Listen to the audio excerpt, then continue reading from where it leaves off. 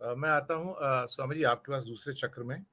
जनगणना की बात की, जनगणना तो ना करवाना भारत का सबसे बड़ा षड्यंत्र है कि ना जनगणना होगी, ना डेटा होंगे और इस सरकार को डेटा से बहुत घृणा है, क्योंकि डेटा बाहर आएँगे तो सच्चाई बाहर आती है, तो ये डेटा नहीं चाहते। इवन क्या कहते हैं कि द्वितीय विश्व युद्ध के अंदर भी हमारी जनगणना रुकी नहीं थी, हमारी जनगणना हुई थी, लेकिन इन्होंने जनगणना रोक के शायद एक जघन्य अपराध किया है। ऐसे अपराध सिर्फ मदर ऑफ डेमोक्रेसी में हो सकते हैं सर। यानी कि कौन-सी मदर ऑफ डेमोक्रेसी? भारत कब डेमोक्रेसी था मुझे नहीं समझ में आता है। कौन-सा ये एक क्या कहते हैं प्रपंच फैलाया जा रहा है। भारत में तो हमेशा बादशाह और राजा ही हुए हैं। राजा अशोक से आप गिनना शुरू कीजिए, आपको कोई जगह नज़र नहीं आती है। अब पंचायत में 4 आदमी बैठ के मिलके ये फैसला कर लें कि तू एक मेंबर है, मैं एक मेंबर हूँ, मेरा एक प्रमुख हो जाए, उसे आप गणतंत्र थोड़ी कहते हैं। इस किस्म की प्रक्रियाएं तो दुनिया की सारी सभ्यताओं में गांव में होती थी, उस टाइम शहर थोड़ी होते थे। सभी गांवों के अंदर ऐसा होता था कि कोई एक गांव का मुखिया चुन लेता था, 2-3 सदस्य बन जाते थे और वो अपना आपस में जो गांव का भला होता था वो उसका तय कर लेते थे। ये तो मानव सभ्यता का एक मूल नियम है कि मानव सभ्यता ऐसे है। पहले लिच्छवी साम्राज्य की बात करते थे, बाद में इन्हें पता लगा लिच्छवी साम्राज्य तो कोई भारत में था ही नहीं, वो तो नेपाल का हिस्सा था, तो उसका राग गाना उन्होंने बंद कर दिया, क्योंकि हमेशा ये तो मिस्टेक करते हैं, ब्लंडर करते हैं।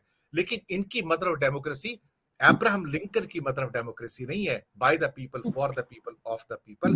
इनके लिए पीपल भी ऑफ है, बाकी सब कुछ ऑफ है, सिर्फ यही सब कुछ है। ये लोकतंत्र की एक नई परिभाषा स्थापित करना चाहते हैं, जो लिंकन की परिभाषा नहीं है, जो मोदी की परिभाषा है। लेकिन वो जानते हैं इस बात को कि काठ की हांडी बार बार नहीं चढ़ती है। फिलहाल चढ़ी है कुछ बार, हो सकता है एक आध बार और चढ़ जाएगी, लेकिन उसके बाद नहीं चढ़ेगी। स्वामी जी अनम्यूट कर लीजिएगा, अनम्यूट कर लीजिए। जो मूल बात आप कहना चाह रहे हैं, आप कहना चाह रहे हैं कि ये लोग लोकतांत्रिक मूल्यों में विश्वास नहीं करते। जो ठक्कर साहब ने कहा कि पोलराइजेशन होगा और संत महात्मा सड़कों पे निकलेंगे, मेरा मत थोड़ा सा अलग है।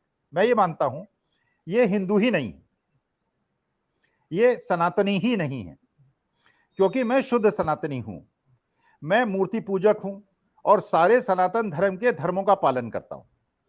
और ये मैं मानता हूं ये लोग हिंदू नहीं है, ये सनातनी नहीं है। अब मैं सिद्ध करता हूं मैं कैसे हिंदू हूं, ये नहीं है। पहली बात, अग्नि के 7 फेरे लेने वाला कोई भी सनातनी अपनी पत्नी का त्याग नहीं कर सकता।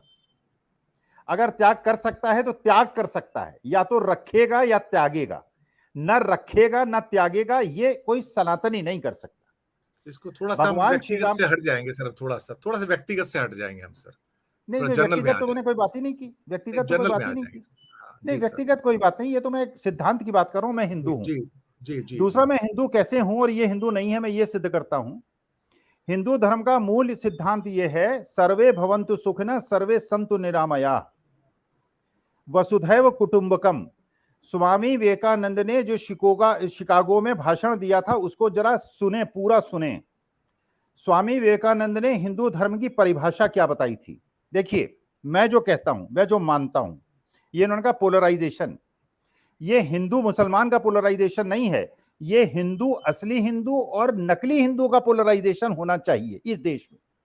क्योंकि मैं ये मानता हूं, अगर कोई संत ये कहता है कि लिंचिंग करो, हथियार उठाओ, चाकू पहने करो, ये सनातन धर्म नहीं है। मैं सनातनी हूं क्योंकि मैं किसी भी जीव की हत्या मैं नहीं कर सकता, नहीं देख सकता। मैं मुर्गे को भी मरते हुए नहीं देख सकता, तो इंसान को मरते हुए कैसे देख सकता हूं, क्योंकि मैं हिंदू हूं। मैं औरत को, चाहे वो नारी हो, चाहे हिंदू हो, मुसलमान हो, किसी धर्म जाति की हो, मैं उसको, प्रेग्नेंट वुमेन को जो रेप करते हैं इनको हिंदू मानता ही नहीं। उसकी 3 साल की बच्ची को पटक के मार देने वाले को मैं हिंदू मानता ही नहीं, और जो हिंदुओं को मारते हैं उनको मैं मुसलमान भी नहीं मानता।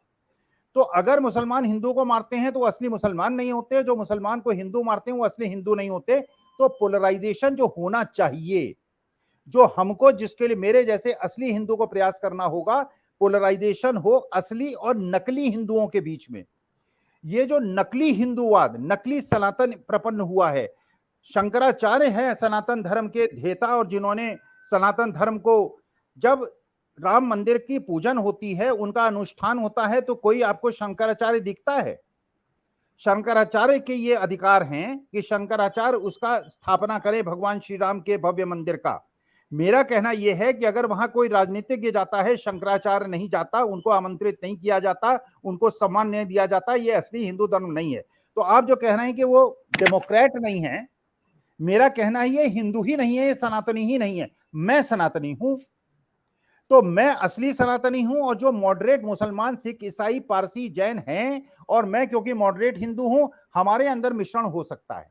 हमारे अंदर हिंदू को अपने हिंदुस्तान को बचाने के लिए, भारत की अस्मिता और स्थिरता को बचाने के लिए हमारे में, मैं एक चीज और दिनेश जी आपको बताऊं, ठक्कर साहब को, मैं पोरबंदर गया, जब महात्मा गांधी के जन्म स्थल को मैंने श्रद्धा बिल्कुल सिर झुका के और लेट के मैंने प्रणाम किया, मेरी आंखों से आंसू आ गए, क्योंकि मैं कल्पना नहीं कर सकता कि महात्मा गांधी जैसा आदमी इस गुजरात की धरती ने पैदा किया है। मैं कल्पना नहीं कर पाता कि गांधी जैसा व्यक्ति भी हो सकता है जो एक धोती में नंगे पैर 3rd क्लास के कंपार्टमेंट में चलता है।